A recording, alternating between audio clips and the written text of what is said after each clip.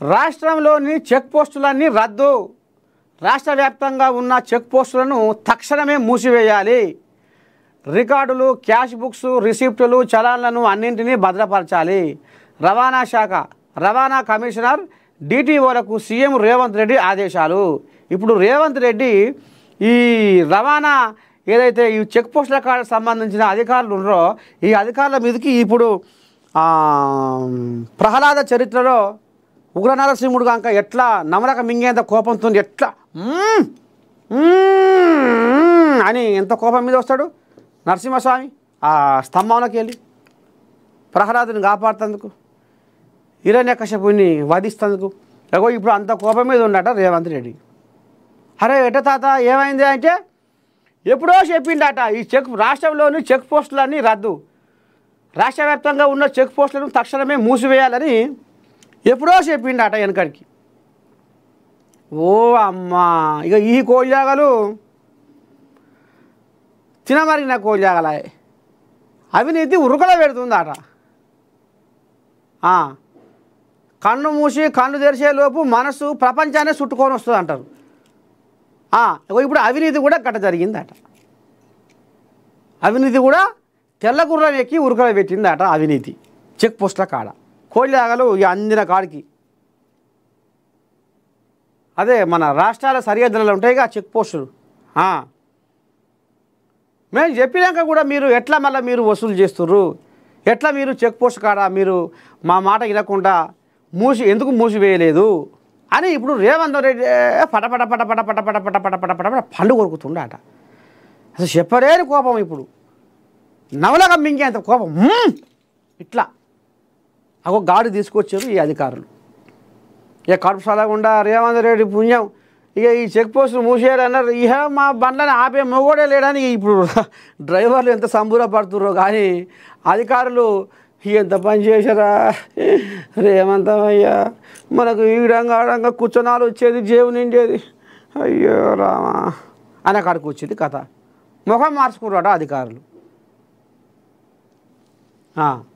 ఇంకా అలా పొన్నం కోజా కూడా నిన్న ఏదో అంటుండే, మాకు 557 కోట్ల ఏదో అంటుండే లాస్ అయింది, మీరు ఏవైతే ఏంది గందరగోళము షే అని ఆ కోళ్ళాగో దిక్కు కారాలు మీరాలు నూరుతుంది. ఆదిలాబాదులో దండారీలతో కంది శ్రీనివాసరెడ్డి గుస్సాడి నృత్యం ఆదివాసీలతో మమేకం. ఇక చూస్తుర్రా, ఇప్పుడు ఆదిలాబాదు అందాలకు రామసక్కని జిల్లా. ఆదిలాబాదు అందాలను చూస్తుంటే మనసు అమ్మ ఇక అసలు తావున పడి నిమ్మలమవుతుంది, మనసుకు ప్రశాంతం అయిపోతుంది మనసు. అంటే అంత రామసక్కదనం ఉంటాయి ఆదిలాబాదు అందాలు. ఇక నిన్నే అలా మనసు కురుస్తున్నారు అక్కడ.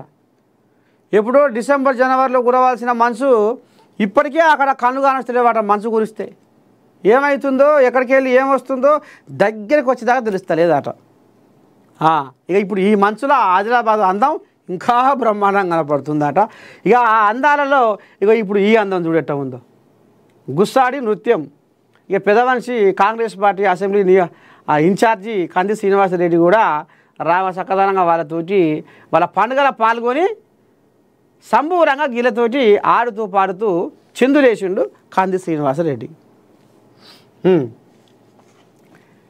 తెలంగాణలో 4 రోజుల పాటు వానలే వానలు. అయ్యో పండుకోర మామ కానీ వానదేవుడా మొలతాడు దెంప, నీ కడుపచ్చనే ఎగ దుల్ప, ఎందుకు మమ్మల్ని ఇట్లా వేల్పిస్తున్నావు ఆనదేవుడా అని ఊర్ల పొంట జనాలు మొరో మొత్తుకొని పాడవుతారు. మరి మొత్తుకోరా? వాళ్ళ కడుపంత కుమ్మరమై మురుగుతుంది. ఓర్చేనాయ్ కోసుకుందామంటే అడ్డా ఉడ్డుడ్డా అంటుండే, మబ్బుల మీద మబ్బులు వస్తుండే, ఇట పైకి ఇటు చూసే వరకైనా కథ చిరుకులు పడుతుంది. పండుకున్న రోజులేమో పండుకుండు తొర్రల. ఇక లేచిండు నా పాటి మొగోడు వెళ్ళాడని తెల్లగుర్రం ఎక్కి ఉరుకులా పెడుతుండు. ఆ మధ్యన మొదట మొత్తం 7 కాడికి ఎండిల్ల చేసి అసలు నీళ్ళే భూగర్భ జలాలే అడిగంటిపోయినాయి. అయిపోయింది పంట చేనులు పక్కన నెర్రె వలిగినాయి పొలాలు అన్నారు. ఇక అప్పుడేం కొట్టలేదు. ఇక ఇప్పుడేం ఒక్కడే పని పెట్టిండు. ఇప్పుడు తీరా రైతన్నలు పాపం వరిసేను కోసుకొని మార్కెట్లల్లో కళ్ళాలల్లో పోసుకునే ఇవాళ ఇక ఇప్పుడు వరిసేను మొత్తం 7 కాడికి అడ్డం పడుతున్నాయి.